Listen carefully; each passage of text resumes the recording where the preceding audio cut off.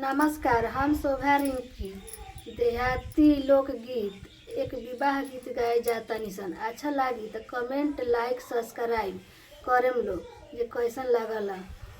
बनवा में फूलेला बेलिया त बनवा सोहमन लागे हाथवाला फवेली मालिनिया त आजु फूललो रवि हाथवाला फवेली मालिनिया त आजु फूललो रवि धीरे धार मालिनी धीरे धार अब फूला कोड़ीनु जबे फूला होए कचना रत बही फूललो रवि जबे फूला होए कचना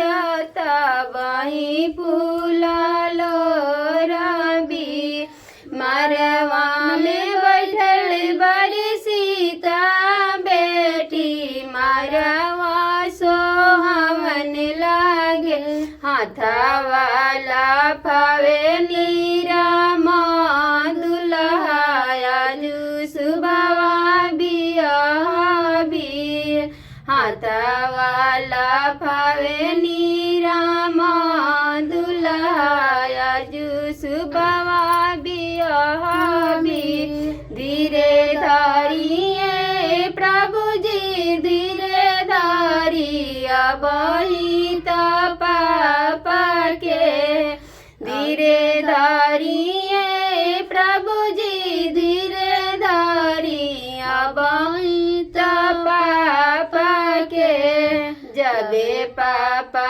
दिहे कन्या धनवा तबही रौरा बियाबी जबे पापा दिहे कन्या धनवा